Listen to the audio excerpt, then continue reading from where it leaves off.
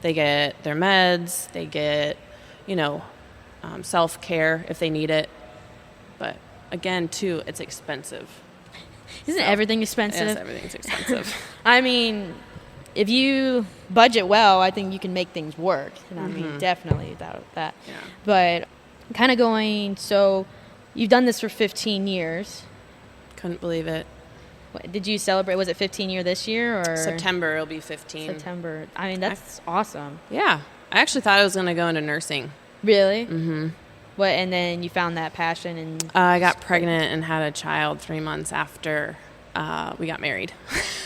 I was going to go to nursing school after we got married, but I got pregnant 3 months after we got married. That was a blessing in disguise. Yeah. I mean, a child is definitely a blessing, but absolutely. You've had 3 kids. Yep. And has each one taught you a lesson through those pregnancies, or just kind of that timeline of developing 3 kids as well? They always teach me each and every day. My first child, Anderlyn, a girl, the second she was born, you see the world in a completely different light. It was like a light switch. It didn't matter about me anymore. It was all about her. It was all about raising her, giving her what she needed, the love that she gave. I mean, it just changed, and it was wonderful. I finally I felt like I was missing something in life. I was having fun. I had a good time. You didn't want to try a dog? That's what I did. I didn't grow up with dogs, so it was kind of like we grew up with cats, so it wasn't something I ever really thought about. I love animals. So I think I didn't know I wanted to have children. I don't know. I'm kind of like a whimsical person. I kind of like spur of the moment. I'm not a planner, so I think that God just gave me this child and said, you need this, and I totally needed it. I love being a mom. It's like what I pride myself in. I love social work, but if you'd ask me if I could choose between, like some people are really passionate about their work. Yes. And then some people are like really passionate about being a mom or a dad. I'm like all in on momhood. I love it. Now, with 3 kids, how do you balance family, home, and then that work life? Mm-hmm. Like, have you been able to work from home most of the time, or? I have an amazing job that's flexible. I feel like if you're a full-time mom and a full-time worker, you got to have flexibility because there's just not enough time in the day. If there's not that flexibility to get stuff done around the house or take care of your kids' needs or whatever, it's taken a while to find a balance, and you got to give yourself grace too. I mean, just trying to figure it all out, and especially as an early mother, trying to navigate it all. I did not do it with much grace, but I think as I got older and I learned how to balance and find out what was important and not put all my eggs in exercise or not putting it all into being at home or all into work, you have to find a balance. So when your kids were little, I mean, your youngest one is 6, right? Mm-hmm. But even in that age group, did you find it was a little bit easier to balance, or it's a little bit harder to balance? Harder, because they're needier. Okay. Now I can bring them and to the gym, and they're not needy. I can go do my thing for an hour or 2, which is super nice. But when they're little, man, they need you all the time. Mom. Even when dad's there, mom. Aww. Mom. Yeah. So now that your kids are older, do you find it, I wouldn't say like beneficial, but more of you're finding that me time? Because I hear all the time from just new mothers or even my friends that are getting pregnant or just from other stories that like, I don't have enough time for myself and I need more time for myself, and passing their kid on to like grandma or passing to the dad when they get home because they're with the baby all day. But like, do you still think that's important to have your time? Absolutely. And finding that niche, and it may not be as long as you want it to be. I would say an hour a day you need to give yourself. If you're a working mom with kids, find an hour a day. That's your time. If you can find more, great. I mean, all of our lives are different with jobs and kids and running around and cooking and cleaning and all that stuff. But I tell my kids too, I go 2 hours at the gym, that's my time. You know, like you get me, I guess during the summertime, you know, they're with me all the time, but that's my time. Or bedtime, 9 o'clock. I don't want to see you after 9 o'clock. It's mommy and daddy time, you know. Is that how you're able to find that balance time too for you and your husband? It's parenting. You got, you know, lay down the law. You think not a lot of people are doing that nowadays? Because I've seen it with babysitting. Sometimes I can kind of tell. I'm like, ooh, if you were in my house, if you were in my dad's house right now, that would be, or even my mom, that, nope, that wouldn't have never happened. Yeah. No, I think everybody, does it differently. I know some parents who do that, who say, you know, lights out, you can be in your room, but I don't want to see, like, I've been with you all day. You can have your time. I need special time, I need my time by myself Yeah. and everything. I mean, that is, my mom had 4 kids, and she had her very first one at a young age too.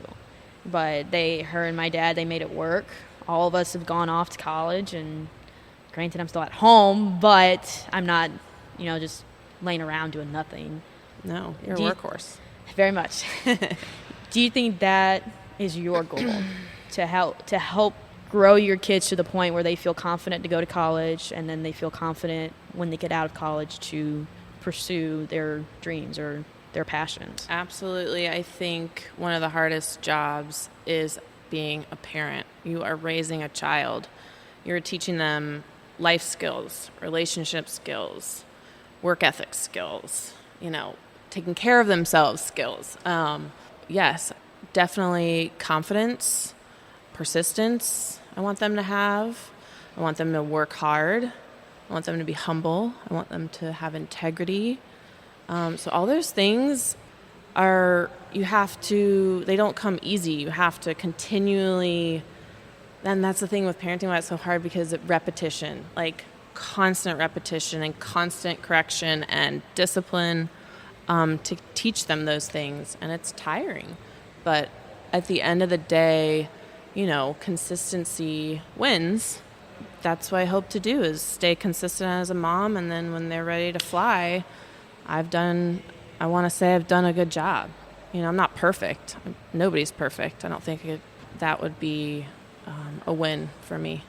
If they all, went to college. I think too, vocations are really good. Trade's really good.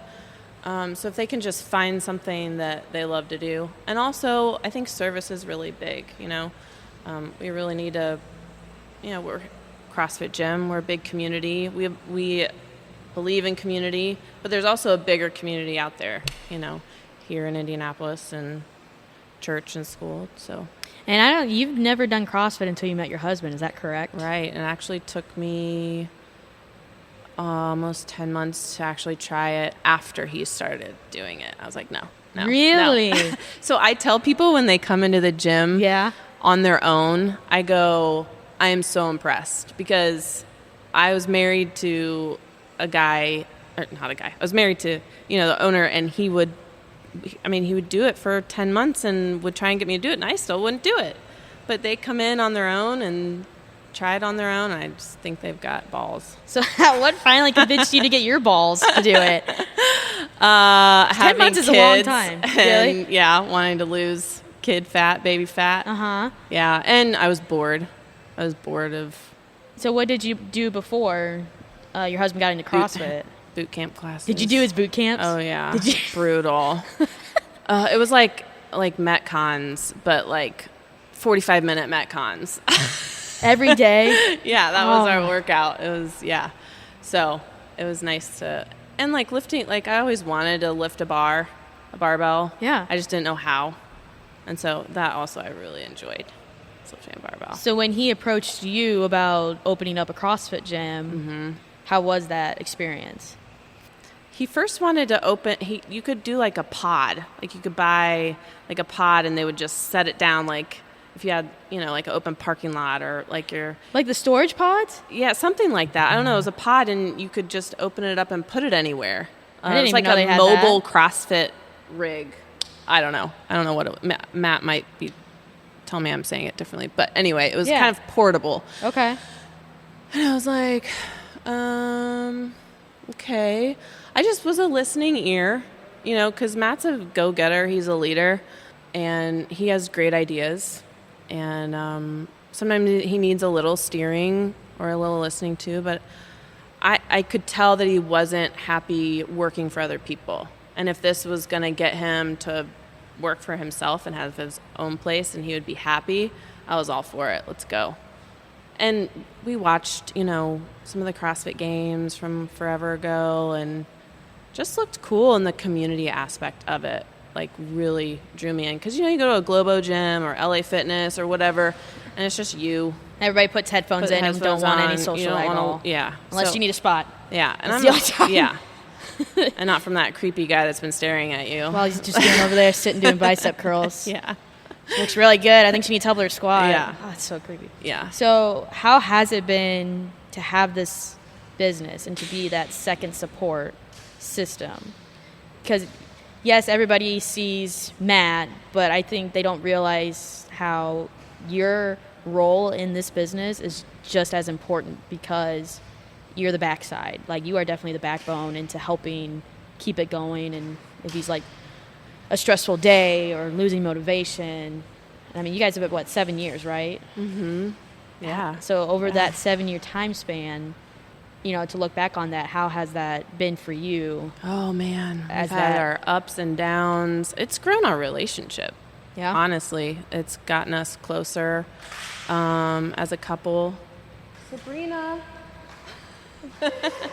Don't worry, guys. Sabrina's going to make an appearance soon enough. Yeah. She says she doesn't want to do it, but she keeps on showing up when there's episodes.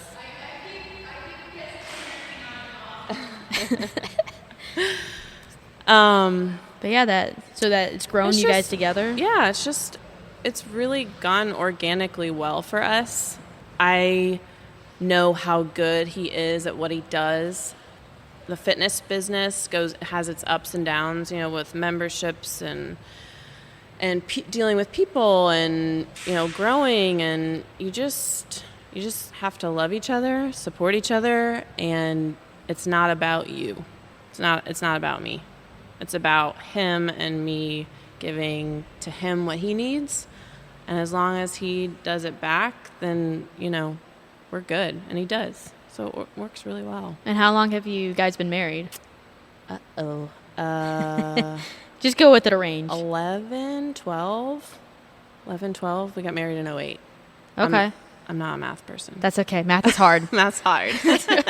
So, I mean, even in that time span, I think once you even go past 5 years or even 10 years, I think that's a win. Granted, I'm not married, so I could totally be off on this aspect. But, to be able to see that same person every day and talk to that person every day, how has that been with you and him in that relationship aspect of growing through 3 kids, growing through the business, and you're still doing your full-time job as well, being able to find that balance. How has that been for you? Stressful times, definitely. Lack of sleep. I mean, hard times, for sure. It's got its ups and downs, I don't think life is supposed to be easy. I think you're supposed to work hard, and that way you have to work hard at your marriage. You got to work hard at your parenting. You got to work hard in the gym. And so that we both believe that, and it's just worked. And we were meant to be soulmates. It's really easy. It's really easy with Matt. But isn't that nice though that you found your person, and it's like. Yeah. I mean, we just ebb and flow together. You have to ebb and flow. And I think that's what works for us too. Like we're not, control freaks where it's got, our day has to do this, and this. We know how to roll with the punches. And that's what I'm trying to teach my kids too. Like, I think that's helpful in my job because my job is social work and it constantly changes, like bureaucracy, red tape, because sometimes we deal with state and federal funds. So you have to, with life, roll with the punches, and my kids always try and say, well, what are we doing next? What are we doing next? And they always want to know what we're doing next. No, just roll the punches. We're going to do this for now. Let's enjoy this time right now. Going off of that, do you think it's better to enjoy the moment versus what's to come next? Absolutely. Sometimes? Like, you can glance forward, Right. but stare the moment